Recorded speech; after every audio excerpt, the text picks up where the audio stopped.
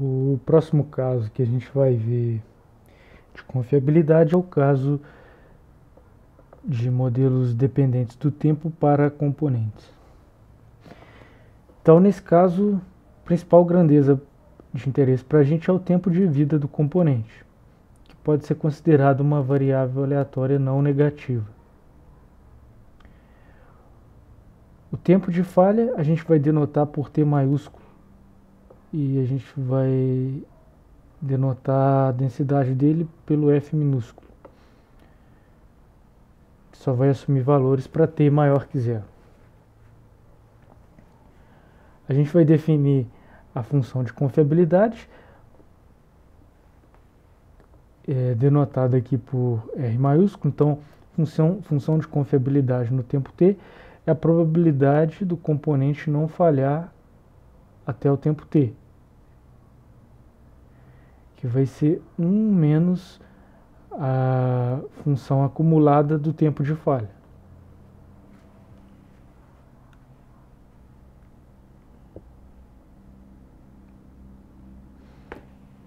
Então, um exemplo.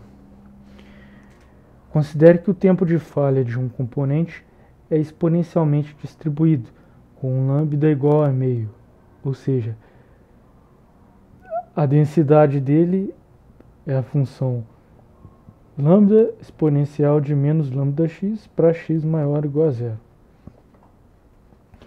Determine a função de confiabilidade e o tempo médio de falha.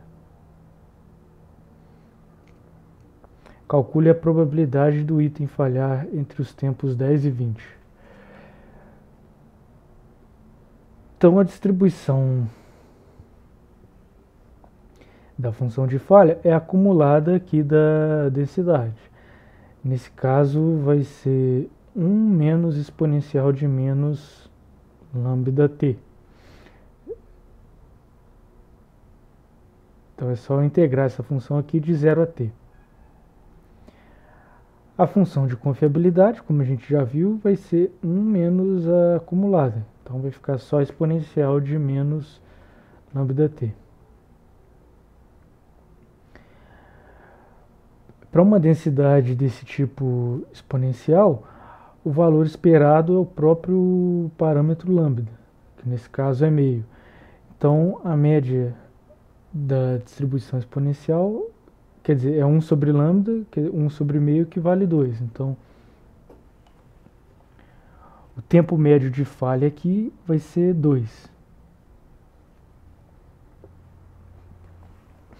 E para eu calcular a probabilidade do tempo de falha estar entre 10 e 20, eu vou integrar aqui a função densidade entre os extremos 10 e 20. Ou calcular a diferença aqui da função acumulada, que vai dar exponencial de menos lambda vezes 10 menos exponencial de menos lambda vezes 20, que dá esse valor aí bem pequeno. Ou seja, é bem pouco provável do componente falhar entre os tempos 10 e 20. Como o valor esperado aqui deu 2, é bem provável que ele falhe antes de chegar ao tempo 10.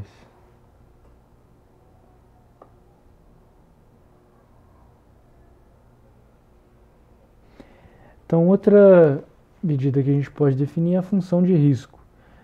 Ela vai ser a taxa de falha de componentes no tempo t, dado que o componente funcionou até esse valor.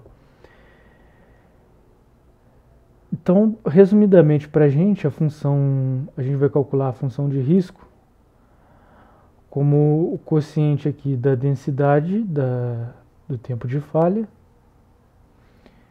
dividido pela confiabilidade.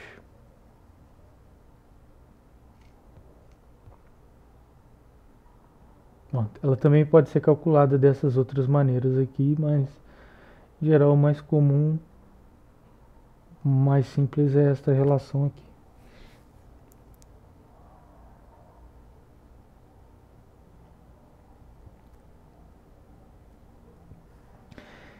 Então, determine a função de risco para uma função de falha com distribuição exponencial com parâmetro lambda. Se considerarmos lambda igual a meio, qual a probabilidade de não ocorrer falha entre os tempos 0 e 2? Qual a probabilidade de não ocorrer falha entre os tempos 6 e 8, dado que não ocorreu falha até o tempo 6? Então, primeiramente, vamos calcular a função de risco. Vai ser o quociente da densidade do tempo de falha, que tem a densidade, no caso exponencial, tem essa cara, dividido pela confiabilidade, que a gente já calculou, vai ser exponencial de menos lambda t. Então a função de risco vai ser constante igual a lambda. Então agora vamos calcular as probabilidades de falha entre os tempos 0 e 2 e falha entre os tempos 6 e 8, dado que ele funcionou até o tempo 6. Então, probabilidade de não ocorrer falha entre os tempos 0 e 2 vai ser probabilidade do tempo de falha ser maior ou igual a 2.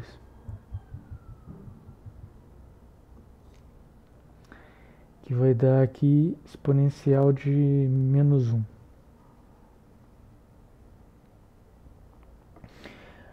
Então, a probabilidade de não ocorrer falha entre os tempos 6 e 8, dado que não ocorreu falha até o tempo 6, é a mesma coisa que a probabilidade do tempo de falha ser maior que 8, dado que ele é maior que 6. Então, no caso aqui, se a gente calcular, vai dar o mesmo valor anterior, ou seja, exponencial de menos 1. E vai dar esse valor para qualquer intervalo aqui de comprimento 2. Então aqui eu estou considerando o intervalo 0,2, deu esse valor. Aqui eu estou considerando o intervalo 6 e 8, deu o mesmo valor. Se eu considerasse o intervalo 8 e 10, daria o mesmo valor. Ou seja, a probabilidade aqui só está dependendo do tamanho do intervalo. Essa é uma propriedade específica dessa distribuição exponencial para qualquer parâmetro. E ela é conhecida como perda de memória. Ou seja, a probabilidade de falha depende apenas do comprimento do intervalo e não da sua posição. E também, que a gente viu primeiramente aqui, a função de risco é constante. Essa é uma consequência dessa propriedade. Ou seja, o risco ele não está aumentando com o tempo.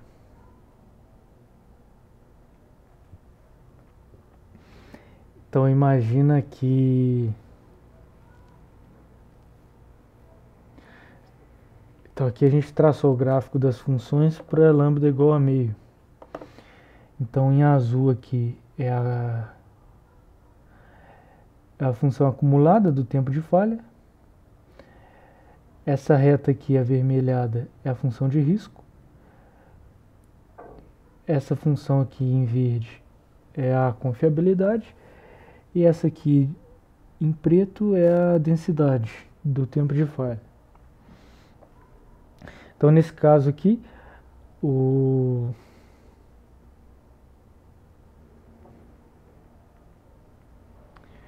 a confiabilidade está diminuindo ao longo do tempo.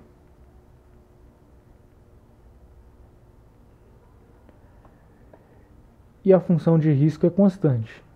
Então o que a função de risco quer dizer? Então se eu imagino lá que eu tenho 1000 componentes. Eu ligo 1000 componentes no tempo 0. Então o número de componentes que está falhando no tempo 1, por exemplo, vai ser, a gente espera que seja o mesmo número de componentes que está falhando no tempo 10. E aí, em qualquer tempo que eu olhar, isso que significa a função de risco constante aqui. Então, além da distribuição exponencial que a gente viu, Existem outras distribuições que são utilizadas para modelar o tempo de falha. Então, por exemplo, a gente tem a distribuição de Weibull, que é dada aqui por essa expressão. Então, a grande diferença dela é que ela vai gerar uma função de risco crescente. Então, se a gente traçar os gráficos aqui, então nesse caso aqui eu tenho em vermelho aqui a função de risco para a distribuição de Weibull. Aqui com lambda igual a meio, os parâmetros lambda igual a meio e beta igual a 3. Esses parâmetros aqui da distribuição.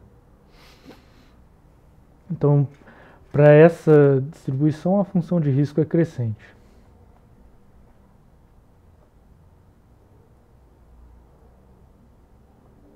Então, também em alguns casos pode-se utilizar a distribuição normal,